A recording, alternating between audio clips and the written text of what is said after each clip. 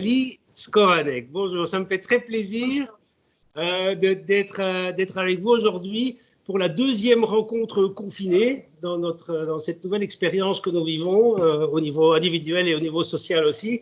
On devait se voir normalement demain soir. On avait une rencontre programmée.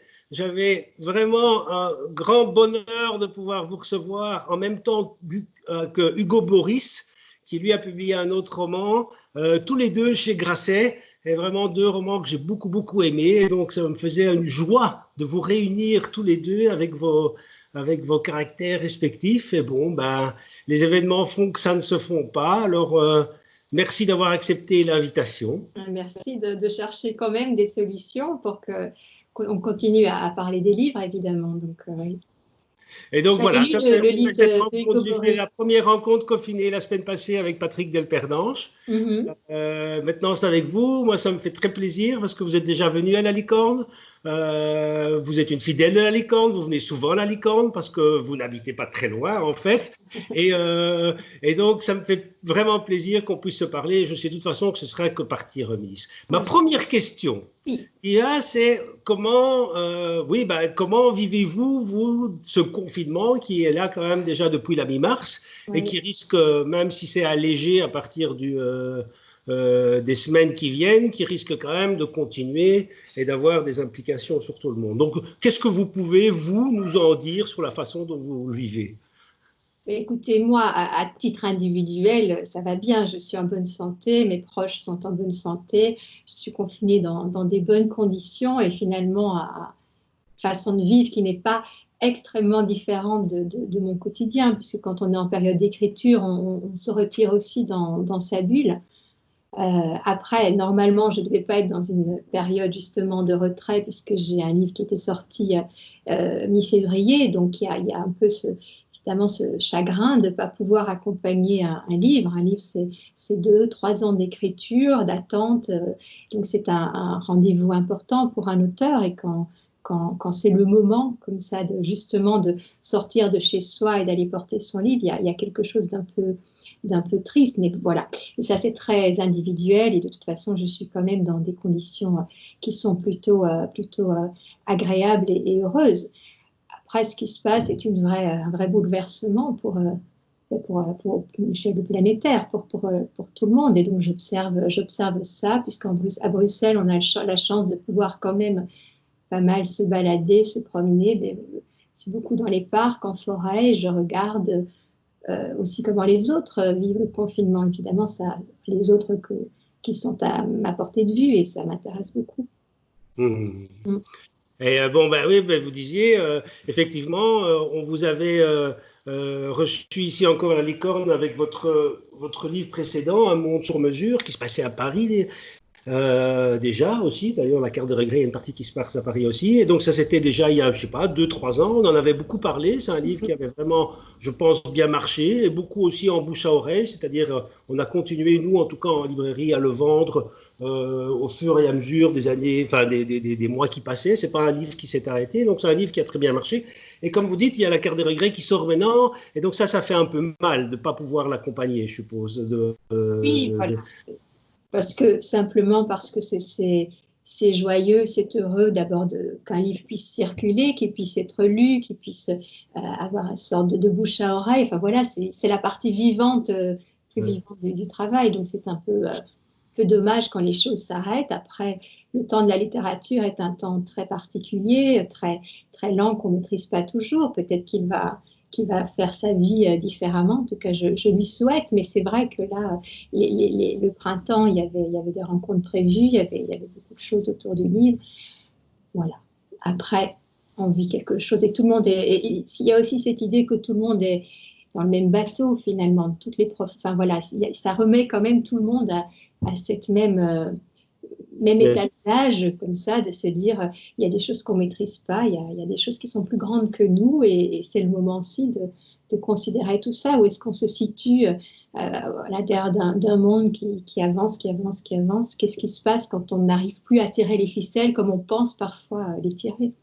Enfin, vous dites que tout le monde est sur le même bateau. Au niveau des auteurs, c'est peut-être pas tout à fait vrai. Je sais que hier on était le 27 avril, donc, et vous avez publié, vous avez co-publié, en fait, avec toute une série d'autres auteurs belges, une carte blanche dans le soir qui faisait quand même remarquer que c'était très difficile pour les auteurs parce que finalement, les autres acteurs de la chaîne, même nous, les librairies, on a reçu une aide, même si cette aide ne couvre évidemment pas les frais fixes que requiert une librairie sur 2 mois comme ça. Enfin, on a toujours reçu une aide, tandis que les auteurs, eux, ben, ceux qui n'ont que le fruit de leur travail, ce n'est que l'argent qu'ils reçoivent et ils ne vont rien percevoir du chômage. C'était important pour vous de faire cette lettre ouverte dans le soir? Oui.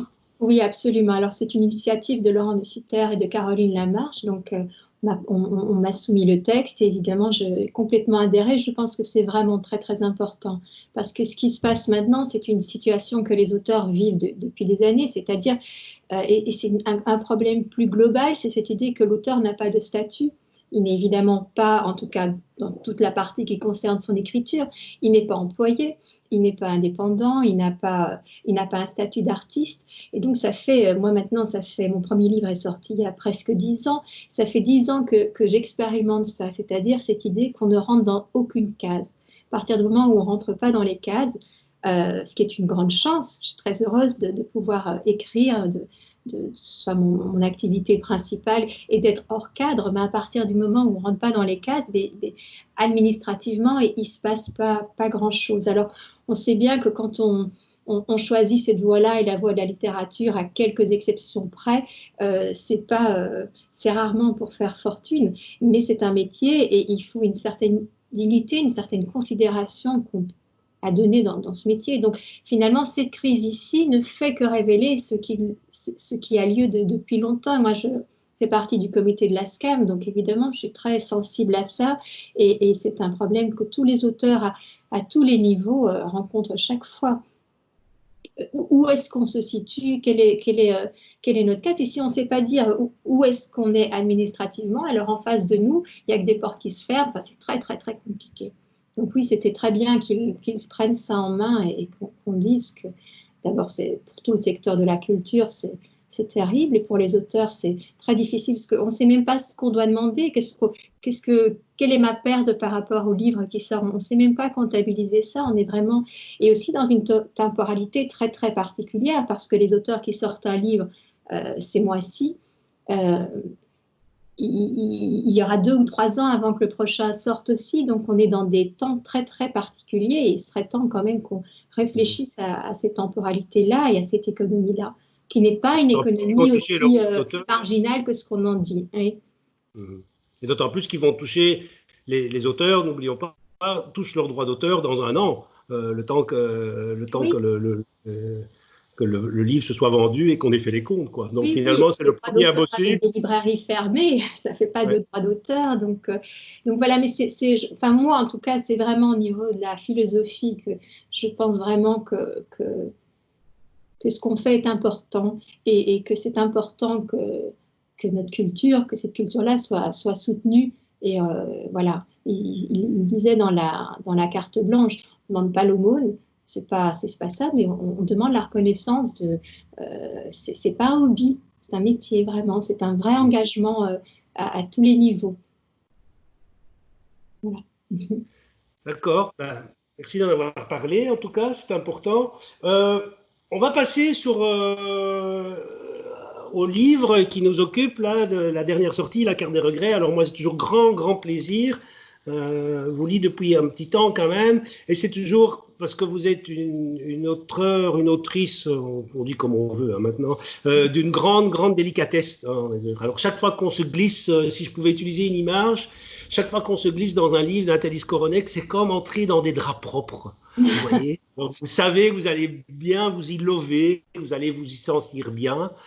C'est pas pour ça que ce sera plein de bons sentiments. Il y a des sentiments qui sont difficiles. C'est pas une histoire très nette, mais voilà. Ouais, c'est vraiment une écriture qui est d'une grande délicatesse et dans laquelle on se love et on se sent bien. Et celui-ci ne fait pas exception, même si c'est une histoire d'amour, pas triangulaire. C'est l'histoire de Véronique, qu'on découvre, parce que le roman a quand même quelque chose de très particulier, c'est que dès le départ, on sait que cette femme meurt. Voilà, cette femme, Véronique, qui a une quarantaine d'années, qui est éditrice, reconnue, on va dire, dans son monde à elle, dans le monde microcosmique de l'édition. En tout cas, là où elle travaille, c'est avec les peintres. Enfin, elle fait des monographies sur des peintres, mais on parlera après de quel peintre elle s'occupe, comment elle va rencontrer. Et donc, cette femme de 44 ans qui est mariée à un médecin et on découvre tout de suite une fille qu'elle n'a pas eue d'ailleurs avec ce médecin, même si cet homme-là s'est occupé de sa fille comme si c'était son enfant, et un amant qui est Titus, avec lequel elle vit une aventure depuis maintenant quelques années. Et ça démarre tout de suite avec sa mort. Donc c'est quelque chose d'assez abrupt en fait. Directement, vous mettez les choses en place. Il était important pour vous de démarrer avec la mort de cette femme? Mais c'est-à-dire que moi, je tournais autour du sujet depuis un moment, et c'est en ayant ce point de départ-là, cette idée de démarrer après la mort de mon héroïne, Véronique, que les choses se sont débloquées.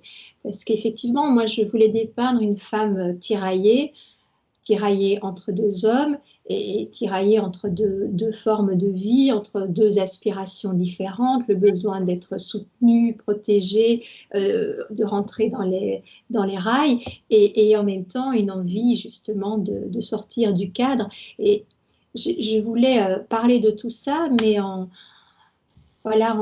évacuant rapidement l'idée de l'adultère, même si c'en est un, bien sûr, mais de cette espèce de triangle dans lequel j'avais la sensation que les choses ont déjà été beaucoup dites, et où très vite on pouvait rentrer dans des choses qui n'étaient pas vraiment ce que j'essayais d'attraper. Je voulais vraiment essayer d'attraper une personne écartelée qui n'arrivait pas à se réunir.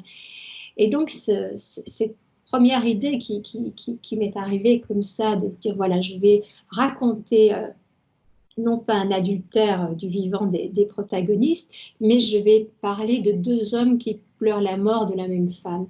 Et à partir de là, j'ai trouvé qu'en déplaçant le curseur, eh bien, on avait vraiment une possibilité de reconsidérer toute cette histoire-là avec, d'abord c'est trop tard, donc on ne changera plus rien, mais chacun pouvait essayer de se retourner et de se dire finalement, maintenant que tout est joué, puisqu'elle est morte et que l'histoire n'évoluera pas, eh bien, qu'est-ce que moi je vais me raconter? Qu'est-ce que chacun des personnages, les deux hommes et la fille, vont se raconter de cette histoire-là? Comment est-ce qu'ils vont je suis romancière, donc comment est-ce qu'ils vont remodeler cette image-là de cette histoire-là, de façon à ce qu'ils puissent vivre avec ça? Donc, de façon à ce que ce soit supportable pour eux, puisqu'il y a une morte, mais il y a trois vivants. Et donc ceux-là doivent doivent composer avec une histoire qui effectivement, j'essaie de faire avec délicatesse, c'est-à-dire d'essayer de passer partout, de passer là où ça gratte, là où ça fait mal, là où on se dit mais enfin, mais où est-ce qu'on va, là où on n'en peut plus, mais en même temps, essayer de passer partout, et en même temps se dire mais comment ils ont pu en arriver là, comment on peut accepter une chose pareille, et qu'est-ce qu'on va faire de cette histoire-là. Donc c'est délicat, mais c'est pas tout à fait propre, c'est pas ça cadre pas de nouveau. Mais parlons un petit peu de ces deux hommes, parce que ce sont eux finalement qui vivent ce deuil d'une façon très différente, évidemment. Alors évidemment, ils sont un petit peu aux antipodes l'un de l'autre. Il y en a un qu'elle a rencontré il y a plus de 15 ou 20 ans, je ne sais plus très bien. C'est Daniel, donc. Et Daniel, c'est celui qui vit à Paris, il est ophtalmologue, c'est lui toute la sécurité vient de lui, je veux dire, elle s'est bâtie sur lui, il l'a toujours soutenu, mais c'est un homme...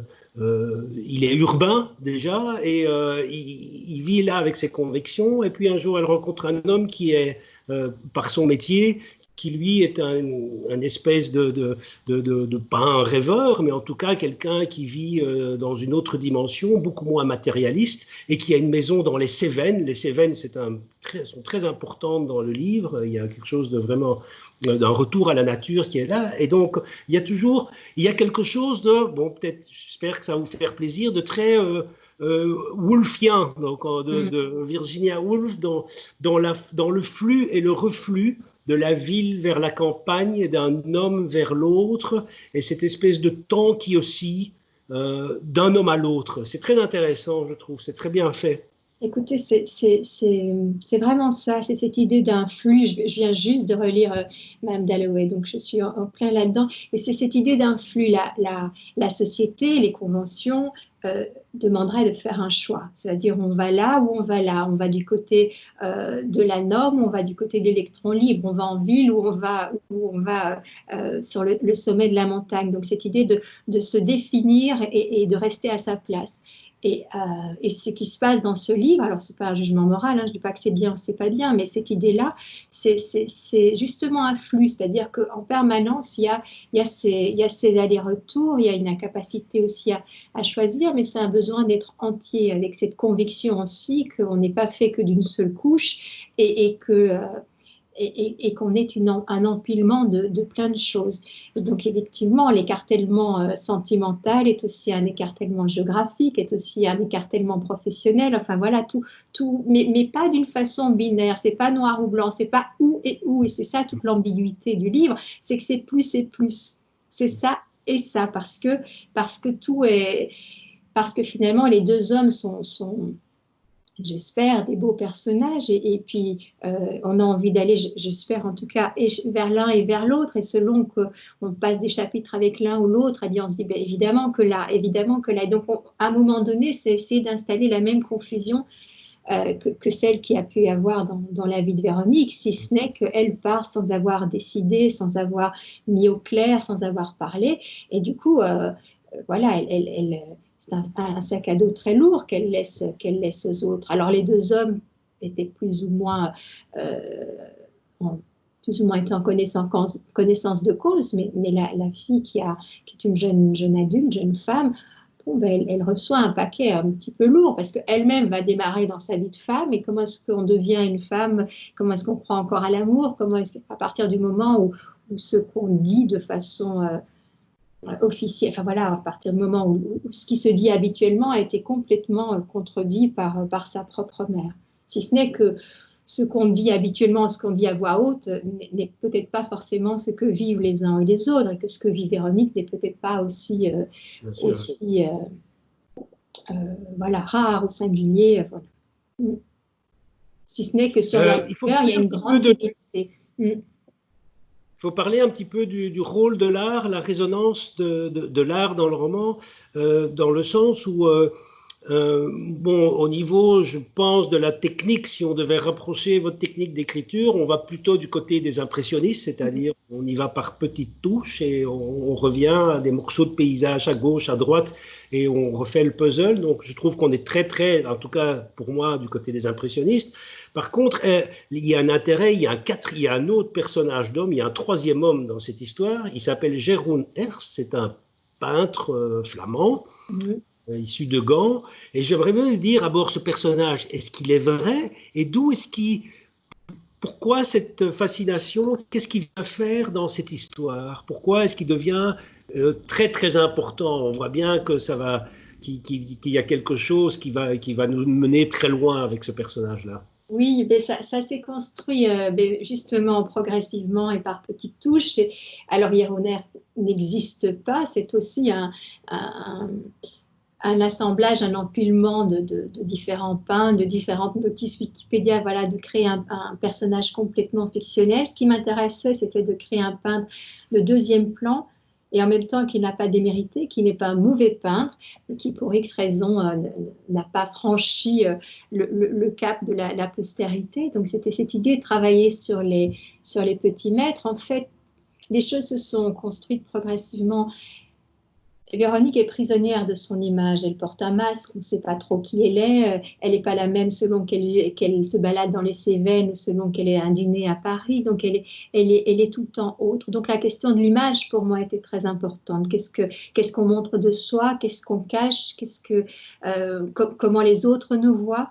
Donc à partir de là, je me suis dit, il faut que toute cette thématique du livre tourne autour de l'image. C'est comme ça que Daniel est devenu ophtalmologue et c'est comme ça que Titus est devenu un réalisateur de documentaires, mais spécialisé dans la peinture.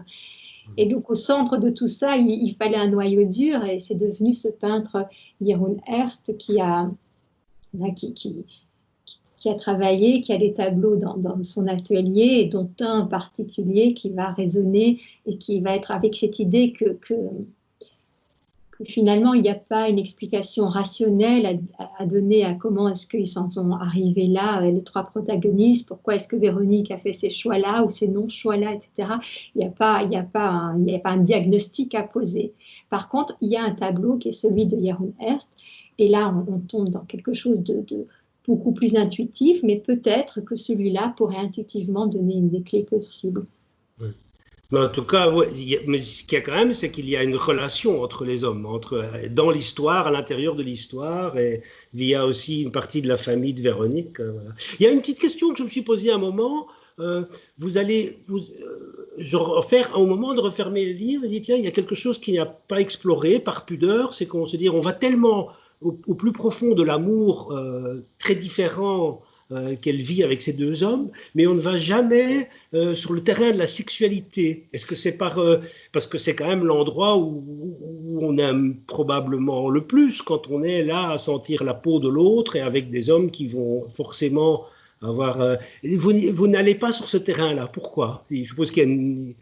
Écoutez, d'abord, s'il y a bien une chose qui est casse-gueule dans l'écriture, c'est la sexualité, parce que ça peut très vite tomber à plat. J'espère qu'on sent quand même qu'on n'est pas que dans des amours intellectuels et qu'il y a quelque chose d'extrêmement charnel. Et puis, il y a de la rage, il y a de la colère. Ah oui, le désir existe. Voilà, hein. voilà, exactement. Maintenant, réellement, le moment où... très souvent, quand moi je tombe là-dessus dans des livres, je trouve ça rarement. Enfin, en tout cas, c'est pas mon lieu. Donc, je m'y suis pas frottée, certainement par pudeur, et en même temps, je pense qu'il y a je travaille beaucoup à lutter contre la pudeur pour aller vraiment là où il y a quelque chose à dire et pas simplement en surface. Mais c'est vrai que ça m'a pas, en tout cas, ça m'est déjà arrivé pour d'autres livres d'essayer d'eux et je trouvais pas le résultat absolument formidable. Bon, on va tout doucement déjà devoir penser à conclure parce que le temps passe. Est-ce que vous pensez qu'on puisse encore aujourd'hui, un peu comme cette femme, parce que cette femme, on a oublié de le dire, mais dès le départ, on sait qu'elle meurt de naturel, mais c'est son cœur qui lâche. Est-ce qu'on peut encore mourir d'aimer? Écoutez, je pense qu'on peut encore mourir d'aimer. Alors, ce ne sera peut-être pas la cause que donnera l'hôpital ou le médecin, parce qu'il y a l'esprit scientifique et puis il y a tout le sous-texte. Moi, évidemment, vous l'avez compris, j'aime beaucoup le sous-texte, j'aime beaucoup les intuitions, j'aime beaucoup les choses cachées. Donc, ça dépend avec quel cerveau on fonctionne. Mais oui, je pense qu'on peut en tout cas passer à côté de sa vie. Et passer à côté de sa vie, c'est quand même une forme de mort. Et peut-être que la mort de Véronique est aussi une mort symbolique aussi. Voilà. Donc je pense que passer à côté de sa vie, c'est une façon de mourir. Et oui, je crois que ça arrive plus souvent qu'on ne le croit, malheureusement. Et peut-être que justement, pour terminer avec le confinement, peut-être que ce confinement aura au moins ceci de remettre chacun un petit peu en accord avec ce qu'il est, avec ce qu'il veut, avec ce qu'il peut, et justement à essayer de clarifier un petit peu ses désirs et sa place dans le monde. Voilà, donc peut-être que c'est ça qui sortira, puisque de tout sort, et du bon et du mauvais, mais du bon aussi. Ouais, espérons-le. En tout cas, ça va être. On va en faire une pile ici à la rentrée, évidemment. Et j'espère qu'on va recevoir. Moi, je peux que conseiller ce livre. J'y ai pris, comme je l'ai dit, énormément de plaisir. C'est écrit avec délicatesse. Je pense que sur les femmes, ça m'a fait penser en démarrant dans le roman d'ailleurs à un roman que j'ai trouvé extraordinaire aussi, qui est sorti il y a 2-3 ans de Jérôme Ferrari, qui s'appelle À son image, où une jeune femme meurt en Corse et puis on va faire aussi. Et donc, voilà, pour moi, sont les deux grands portraits de femmes.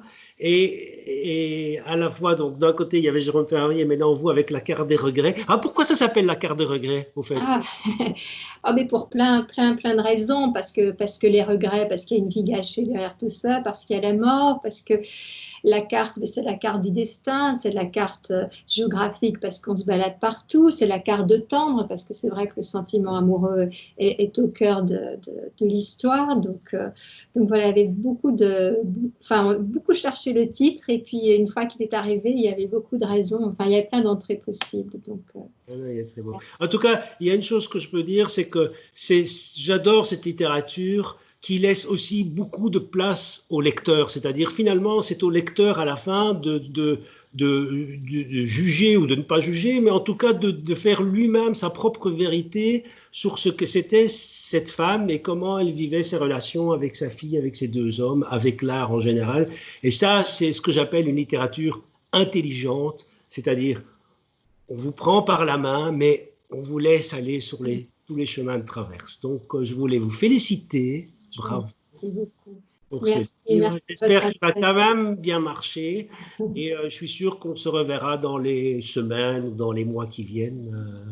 Merci beaucoup. Merci et bon courage à vous aussi, parce que c'est pas simple là, déjà de mener une librairie en temps normal, mais donc voilà, bon courage. Voilà. Merci beaucoup. Hein. Merci. Au revoir, à bientôt.